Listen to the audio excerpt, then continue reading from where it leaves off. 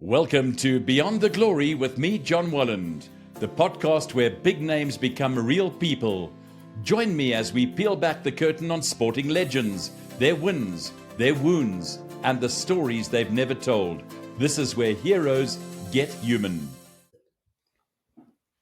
What an absolute pleasure, an absolute honor and a pleasure to be joined by none other than Greg Minnaar. For more than 2 decades, of course, Greg has ruled the mountains. And of course, and I suppose very modestly, if I had to say, has been regarded as the greatest downhill mountain bike racer of all time, the most decorated downhill racer of all time, certainly a true pioneer who carried the South African flag to the very top of world cycling. Of course, he did announce he crossed the finish line in 2024 to announce that he would be closing an extraordinary racing career, but certainly not the end for Greg. He's an absolute asset to the sport. And just to put it into perspective, it's really a new chapter that Greg has started. He leads the Norco race division, shaping equipment, mentoring rising stars, and guiding them through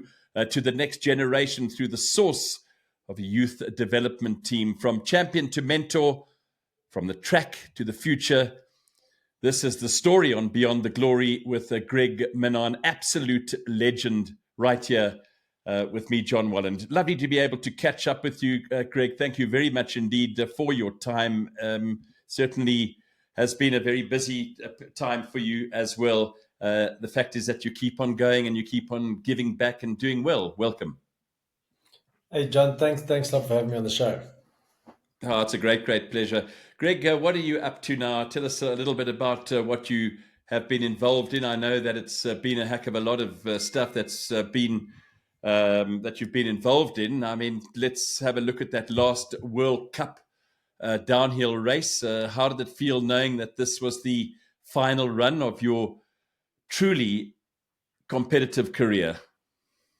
Yeah, it was probably close on 11 months ago or so now, and yeah, a lot's happened since then. You know, I straight after my final race, I went into a meeting to kind of plot and plan this 25 season. I've taken on a director role in the team where I oversee the entire racing part of Norco, and which keeps me busy. I'm still riding. I still test a lot and develop, Yeah. but then also help the athletes on the performance side. So I kind of dive into both, but then I oversee the whole project as well as set up things and maybe just being a racer for so long. There's obviously things that I wished I would have had, and these are areas that I can improve and implement on our team. So it's been a very interesting year and very rewarding year. I mean, was the decision to retire something that you had in essence planned for a while, or did you feel right only when the moment arrived? I don't know. I felt like the timing was great. You know, I joined a Canadian company, Norco bike brand, and the World Cup season was finishing in Canada. And I thought it was a great time for me to pass on to the other riders. I also wanted to make sure that I was still competitive when I was competing. I didn't want to step into another season and not be challenging for podiums. I felt like my last season of racing was good in the fact that I managed to secure a podium and challenge for some. But with the opportunity to work with other riders, I just felt at 43 years old, it was time to shift focus and try and support the others. 43 years young, that's for sure. Certainly a lot to give back to the sport. What do you miss most about the race day atmosphere? And what do you possibly not miss at all, Greg? I, you know, for sure, there's that side of racing when your adrenaline's really going for it and you're in that start gate and you're about to drop in on a downhill. It's an emotional experience that it's really hard to describe. And then trying to race down this hill with the calculation of risk versus reward while still trying to ride the bike through technical sections. There's a lot that goes in a race run that I do miss, but I actually haven't had a lot of time to miss it. We jumped straight into the season, did some testing, and I've been working with the athletes and with the development team and engineers to work on the bike. And so it's been such a busy season, and I feel like I'm still at the races. I'm still involved with racing. I'm still trying to compete in the races. I'm just not one of the jockeys, and it's a totally different feeling. When you put so much passion and energy into trying to win, yet you have no control of the outcome. It's all reliant on the rider to seal the deal. That's so it's a new experience for me, but it's a very passionate um, it's a very passionate way to be, I guess. Not being able to have uh, any kind of influence on how that rider decides to do that race run. Um, and that's it's a different race, but it's I guess when the rider does well, we still get to enjoy the wins, and it makes it all the more special.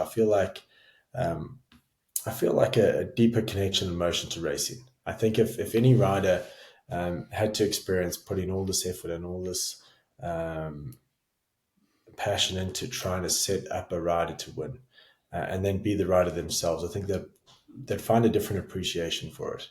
And I think that's my biggest experience this year was just having a way warmer feeling winning than winning myself. Yeah, it's like going into a coaching role, isn't it? Or a mentorship role. It's a totally different type of angle, but people really respect that because they look up at you as undoubtedly and modestly the world's greatest downhill mountain bike rider ever produced. So, I mean, that in itself is huge inspiration, but not something that's foremost in your mind. Just for you to want to make that person bigger and better and be able to achieve what they're setting out to do. Really, Greg. Yeah, I feel like I had some success in racing, and but I had to work hard for it. I didn't feel I had the Yeah. ability of others, or the experience on terrain. Coming from South Africa, we don't grow up with the most technical terrain. So adjusting to learn to ride to that was always difficult, and yeah, there were a lot of things that I had to implement myself to simplify racing to make it a bit easier, and it's nice passing that experience on to the others. They all feel that. Um, I chat to one of our riders about trying to brake in different areas and get his braking done a bit early, and he goes, "Well, he's not as he can't ride a bike as technically well as I can." And when I look at it from my side, I look at him and go, "Wow, this guy's an incredible bike handler. He has way more skill than I did. I just had to simplify things and work a bit harder." And so it's nice getting that combination and passing over some ways that I made racing a bit easier for myself. Yeah, fantastic. I mean, you've certainly had an impeccable record there. The most decorated, of course, rider in downhill rider in history, and a four-time world champion as well. Be under your belt too, countless podiums and that sort of thing. And what are the achievements, or which of the achievements are you most proud of? Would you say many? I would imagine so the list is endless, but maybe one that comes to mind. Yeah, I mean, winning a world championship in South Africa in Pietermaritzburg was pretty special. Yeah. It's not often any athlete gets to compete in their hometown, and this was literally like 2 kilometers from my house. So Wow. um, that was pretty special. But also at the same time, kind of a different feeling on a win. I almost felt the pressure of being expected to win, um, Hmm. rather than the crowd wanting me to win. Um, that was tough to deal with. So I felt like it was is winning that um, was more of a relief at the end of the day, um, but very special at the same time and very memorable time.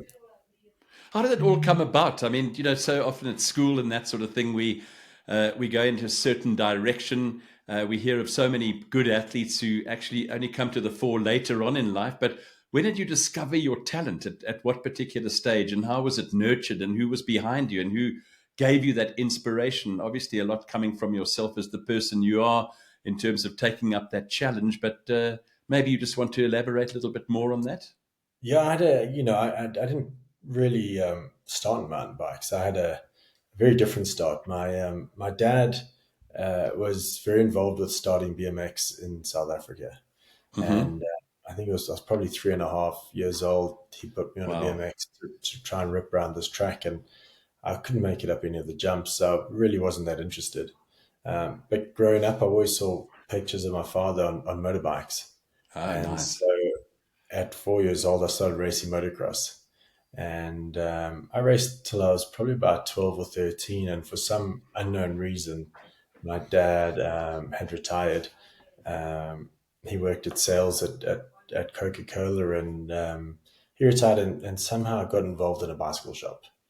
And we still not really sure how or why, but he did. And so Mm-hmm. with that, being able to go and ride motocross kind of fell to the side, or racing motocross, just for the lack of funding and really just the just not having no time. We had to all work at the bike shop, and my dad was full Mm. time. So it was really hard to do something like motocross where you need a parent to take you out. So, you Yeah. know, I, I hopped on a bicycle, a mountain bike, and it was something I could go and do on my own, and ride with friends. So that kickstarted this mountain bike bug, and then leaning towards downhill because of the skill of motocross and the speed. It's something that I favored Wow. more. I Yeah. raced cross country and marathon, and I rode all of it, but it didn't quite get the adrenaline going as much as downhill. Yeah. And of course, it wasn't a sport at school, was it? I mean, it was not. It wasn't really offered No, there. no, it definitely wasn't. And it was challenging at the time. Mm. Definitely one of the challenges, trying to get time off school, actually just trying Yeah. to get accepted to high schools, knowing that I was going to take off, probably a month to 6 weeks off school to Mm. compete like a local national series. I mean, that was tough enough. But yeah, I didn't see those as hurdles. Those were just speed bumps along the way. Fantastic. I mean, you. I mean, when you look back, is there any particular race or season that defined you? Would you say as an athlete? I had, I mean, I had a great opening season as a pro. I turned 19, and um, I'd got onto a global race team was the team's name, and they wanted to create a team with riders from each continent, and so I was the African rider, and I ended up going head to head with back then who was the greatest rider, Frenchman Nicolas Fulio, and to finish up the World Cup season, going head to head against Nico and beat him in my first year as a pro was pretty special. So I had a great start, and then at the end of that season, I ended up having a pretty big crash and dislocating my shoulder, which from 19 till I was probably about 27, just hindered my racing through probably my prime of my 20s. Wow. And Mm. once my shoulder was reconstructed and fixed, I bounced back and changed teams, and ended up having another breakthrough season in 2008. So I've had, up and down, and I had a long career. So I had a lot of up and downs along the way.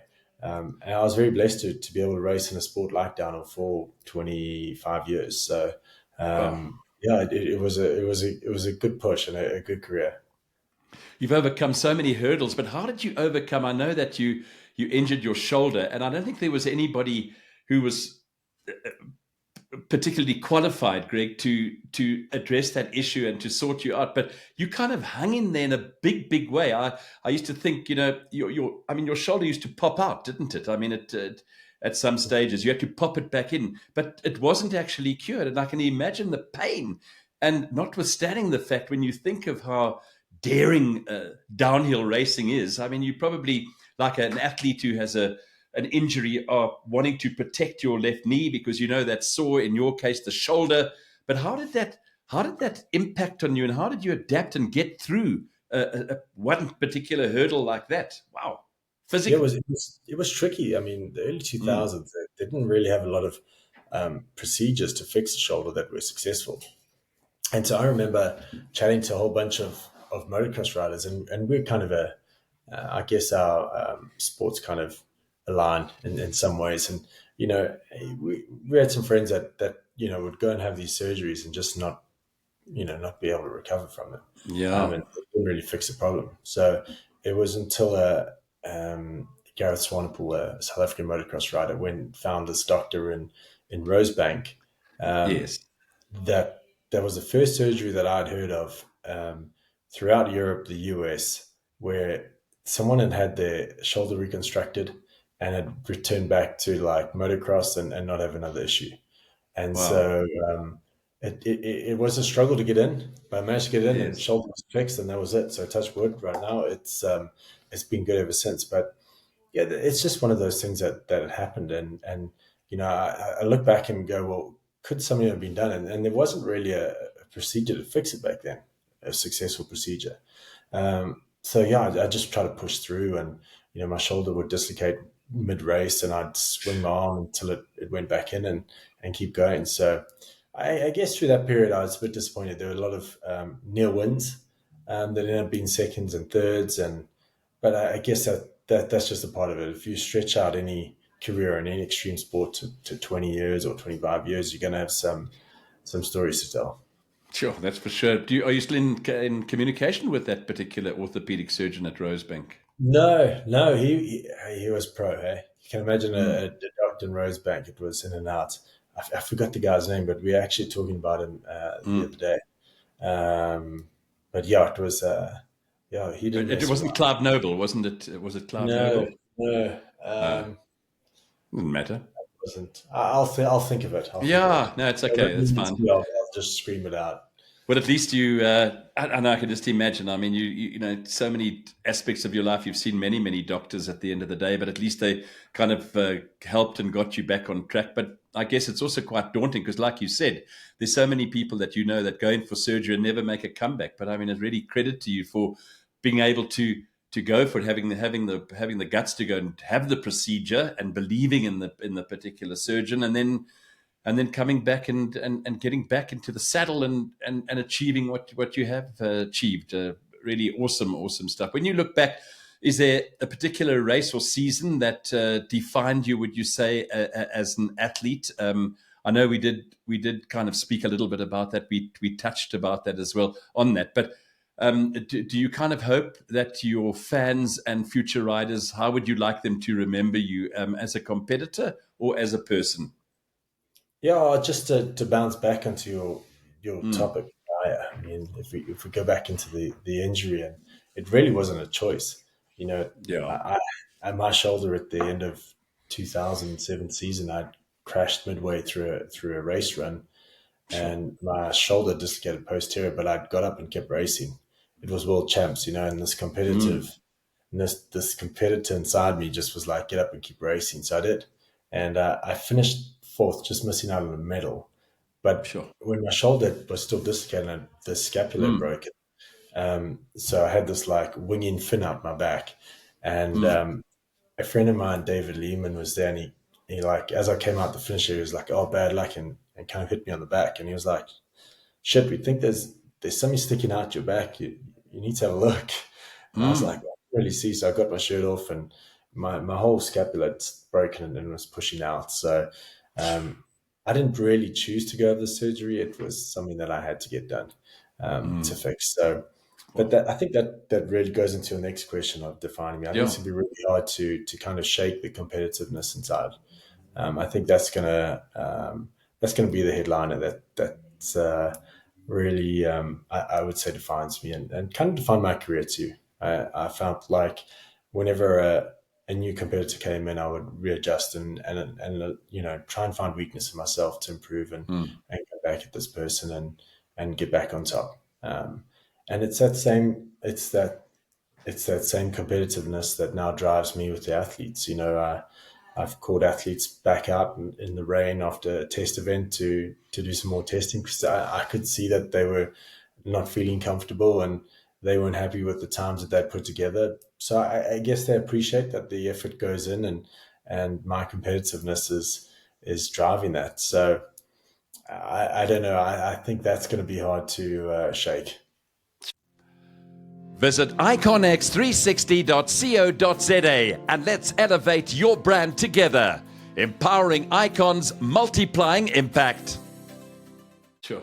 I mean, it's unbelievable. You certainly, I mean, you've got so much to give, and you've kind of aligned yourself with giving back and helping other people as well. And when you look back to your whole transition from what you've come from, obviously it's a whole new playing field for you, but not necessarily in terms of knowledge, etc. What you're giving back to the whole thing, Greg. It's just amazing. You've got so much to give there. You've taken on that role as director of the Norco race division. What excites you most about this new chapter, so to speak? Yeah, I think it's just setting up for the other riders. I bounced through like a few teams. I didn't change. I didn't change teams a lot through my career. Yeah, But there are definitely times when you're on a team where something's missing. And so I wanted to create this platform where our riders have this maybe like a culture of performance. So that the base of the team, there's always performance. And so from a yeah, technical side, we push really hard and we try and give the athletes more than other teams can in terms of visual timing and on track mm, analysis. But then I also like to be a bit free spirited. I think it's great for athletes to really be themselves yes, um, and not be kind of tied into the team and restricted by the team. I think then their characters play out is an important part because also the fans get to know them better and they get to enjoy it. So they have a bit of fun and that's really cool. But as long as the base of the team is performance, and so that's the way I've set this team up so that we bright, welcoming, and colourful. But what underlies that is a strong performance, strong culture of performance. oh, it's wonderful. How hands-on are you? I mean, now I'm you've pretty got this new role.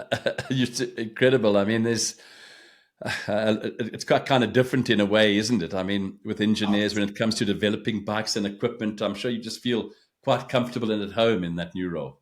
Yeah, it's I've enjoyed developing products. It's something Mm, I've always liked getting involved with. It is hard, Engineers speak a different language to riders and athletes, and so um, that's always a clash. Riders not getting to the point of comfort that they want with all this data and technology and yeah. uh, attached to the bikes and everything else. Um, but it's also just it's just the way the engineers process it. And I think we found a really good way with myself being able to look through the data and assess it with the engineers to give them an understanding of what I see compared to what they see. And then that helps the riders and it gets the riders to a more comfortable point a lot quicker. So the quicker we can get the riders comfortable, the faster they can ride and the more time they can spend in that setup. It's stunning. I mean, is it the thrill of innovation and leadership uh, comparable to the thrill of racing? No, racing definitely, yeah. I can, But there's pressure. We try to make some adjustments to a bike to support the rider. You don't want to see the rider lose time or go backwards because of the adjustments made. So there's mm, pressure on the back end, but nothing can compare to that race run. Um, yeah, that's really walking a tightrope. It's a fine line fantastic. between success and disaster. So it's pretty exciting. Through the source of your development as well, can you explain to us, you guiding young talent, what's the most important lesson that you, as Greg Minnaar, would pass on to them? Uh, you know, it's really tough. The younger generations are a lot different to how we grew up, Yeah, and things are. Yeah, and so I try and use a filter. So I filter everything through mm, the team manager that nice. I've faced. I feel like I might be a bit too raw and a bit too honest at times, but it's really difficult. I'm not a coach, Mm, and I think it's important that we get the message across, but maybe in a filtered way. yeah, So we've got the source, which is our development riders coming through, which can then, you know, we have a bit of an idea of their trajectory into World Cup racing, and so it's a nice way for us to support the youth, but also scout younger riders coming up through the ranks. So that's based in Canada. mm, Um, but I think as we expand and we go along, I'd like to see some more development being done in Europe and South Africa. bringing riders into Europe and then using Europe as a platform to find talents. Um, but the advice that I would give is probably needs to be filtered. No, it's really easy to sit back and talk about how hard you need to work and train, Yes. and how hard work does pay off, but it really does. And it's more prevalent now when you're watching athletes and you see Yes. this world class athlete with all this talent, but Yeah. just needs to spend a bit more time on the fitness. Where I was the opposite. Fitness was something that was um, easy for me. I hired a great trainer. I just followed the program, Mm. and then I knew I was fit and strong. I could focus elsewhere. Um, but hard work, it does pay off. It really Do you does. do you kind of see a little bit of yourself, your younger self, in terms of your mentoring with these up and coming Uh, riders? no, no, I don't. Okay, it's very different, yeah. It's really hard. In terms of the dynamics, yeah, I I think I missed out of, I don't know how many starts. It must have been 160, 70. I don't know how many World Cup starts I had. yeah. I think I missed 3 or 4 races. And the only races that I did miss was when I tore my ACL and meniscus in my knee. Um, my shoulder luckily was at the end of the season, so I had half a season to recover. I broke my collarbone at a race, missed that weekend. But every other injury, oh, and an arm, I broke an arm once and I missed a couple of races. But every other injury, we just pushed on Mm-mm. and got to the start. At least try to ride. Um, where now the riders seem to have this approach of not wanting, feel like the risk of crashing again um, seemingly severe, and Mm.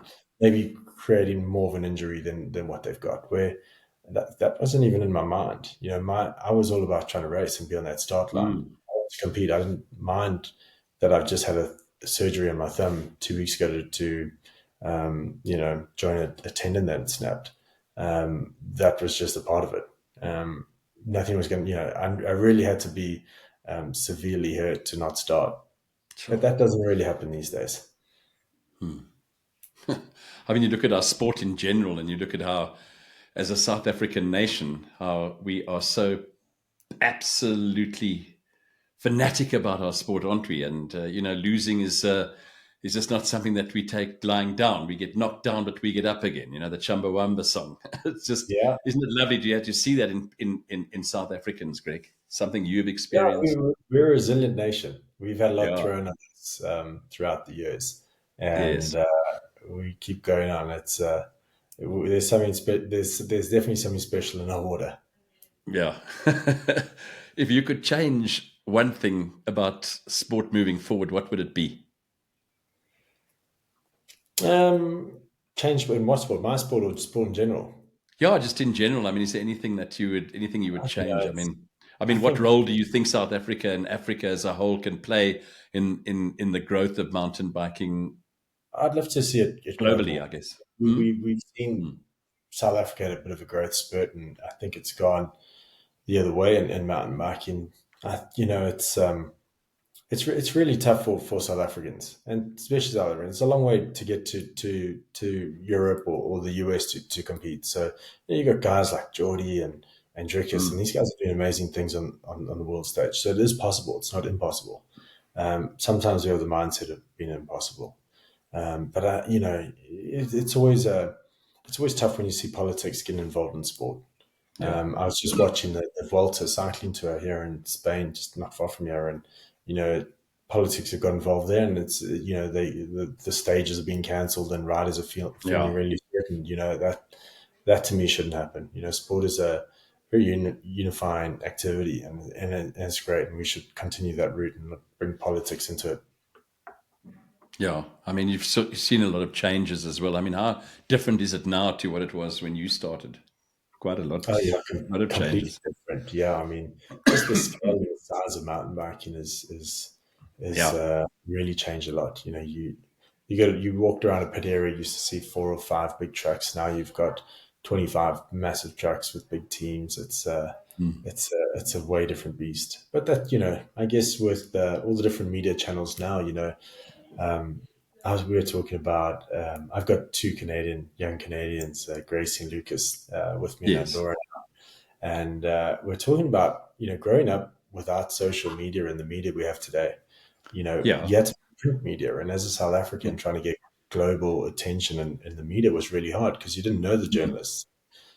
All the Exactly. journalists, if they were English, they were either from the UK or the US, which would then lean Hmm. towards the US or UK riders. So it's really hard to get the attention and in the pre-social media and media days. Nowadays, with the media channels athletes have to work with, it's a lot easier to get out there and get seen and noticed. Yeah. Who played the mentor role for you when you were coming up? I mean, was there, Um, I mean, quite a lot of people, and how are you paying that forward now? yeah, I had a few mentors, and Mm. but in different areas. I would say as an athlete, I looked up to an English writer, Steve Pete, and him and I are very good friends now. Yes. Um, he kind of made me feel quite included in an industry where there were no South Africans, and I didn't go over with a group of friends. I was there on my own on a African development program with UCI, so Hmm. I felt really out of place most of the time, and he made it feel really inclusive for me, and I think that's important. Riders coming from all over the place, it's very important that they feel very included into their sport that they've chosen, and especially at such a young age. Yeah. Um, Mm. and for me going forward, it's what we can pass on as a team is to be very open, to the younger riders. It's these guys look up to you, and sometimes it's hard to believe and understand. Mm. Um, but if you can just, even if it's just a hello, you don't even have to remember their name. It'll Yes. go a long way with these guys. So it's important, and we put it high on our list. Um, and it's actually in our we've got like these team rules, and it actually fits in with one of our team 10 team commandments, and it's like, don't be an asshole. It's just we don't need that. I love that. I mean, after years of grind, travel, and training, how has life slowed down, or has it just shifted gears? I know we often face the challenges, and I would imagine for you, I mean, having traveled a lot and competed everywhere, it hasn't changed. In fact, it's probably even got worse now that you're having to travel away from your beautiful family and that sort of thing. But you kind of adapt to it, hey, I suppose, adapt or differentiate, and one needs to be very understanding of those kind of circumstances, Greg. Yeah, I mean the traveling's increased a Mm. lot, but I definitely need to work on my fitness. It takes so long, to be fit and strong and in shape, and it takes months, but you lose it so quickly. Yet Gee, mentally, I look, feel I don't want to blow smoke, but you're looking in fine, tip-top condition. I suppose for you, like, you obviously have like hectic goals in terms of keeping where you are, dietary and all that kind of stuff. Maybe we can talk about all of that type of stuff. But I can imagine with the traveling, there you are sitting on a plane, traveling for hours and hours, and not necessarily getting all the kind of foodstuffs that you're accustomed to. It's a sleep. There's all sorts of factors, aren't there, involved? yeah. The travel side, I'm kind of used to it. It's not Mm, something that's bothered me. But when I go and ride with someone in the area, or actually, I had a South African pass by a couple of months ago, and I went for a mm, ride with them. Mentally, I feel like where we're going to go ride is pretty easy, but I'm not used to not being fit. And normally, I would just go for a ride and be okay. And it kind of is a bit depressing that it's not. It's the first time in yeah. my life that 43 years old, that I haven't been fit and strong. Um, Hmm. the worst part about it is not the travel; it's the sitting behind a flipping computer. Like Yeah. and that's a killer. So. But I'm still trying to keep in shape. I said to my wife, I struggle. I had I fractured my neck in 22, and so I broke three vertebrae, but since then I've always struggled with my thoracic and neck.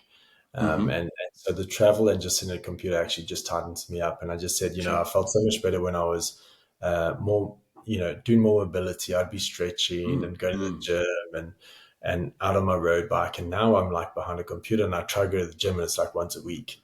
And I was like, that's not good enough. We need to fix this. This is not helping. So, I'm still going to I still see chiropractors and doctors, Mm, and I mm, still mm. need the treatment. Uh, but it's just disappointing that I can't maintain myself as well as I used to be able to. Sure. Maybe you must take one of those folding up rebounders, Lisa Rally's Bounty trampoline. That's also quite Oh, nice I to haven't do seen it. exercise around that. I don't know if you've Oh, ever tried it. yeah.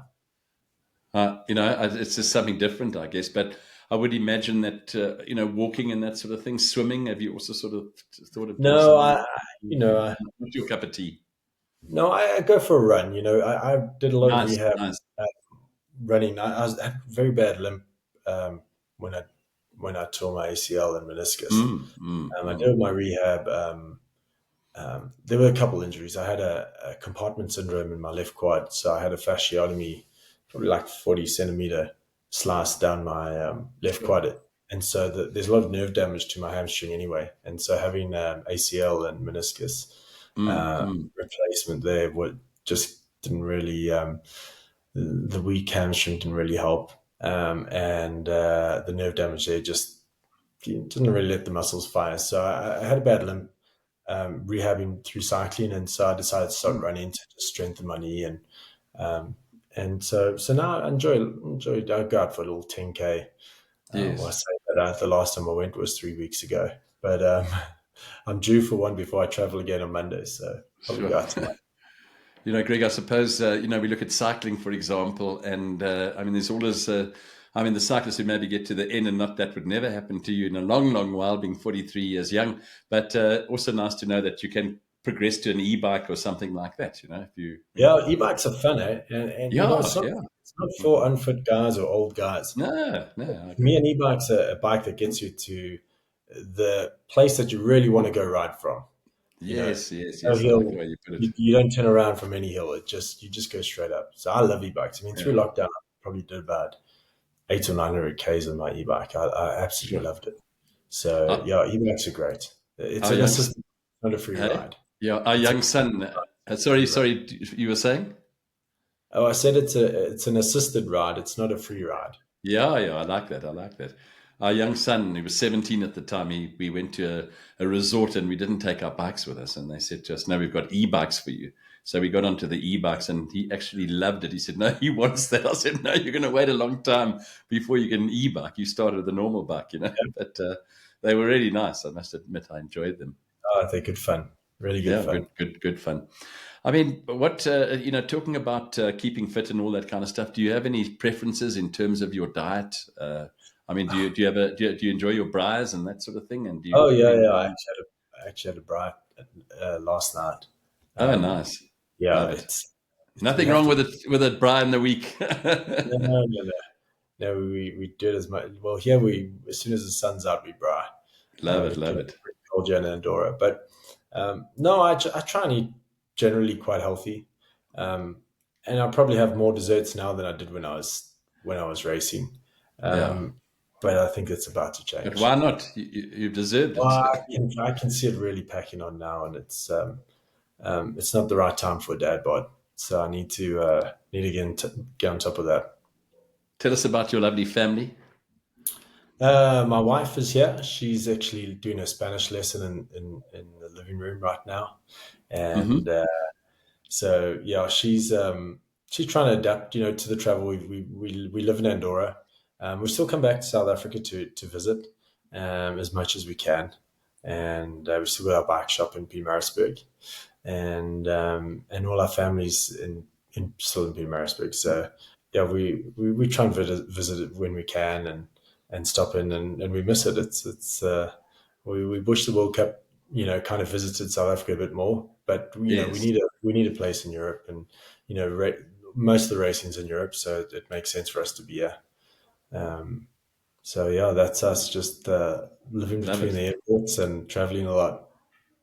I absolutely. I know that the Spanish is quite a difficult language to learn. I'm told as well. It's not It, easy.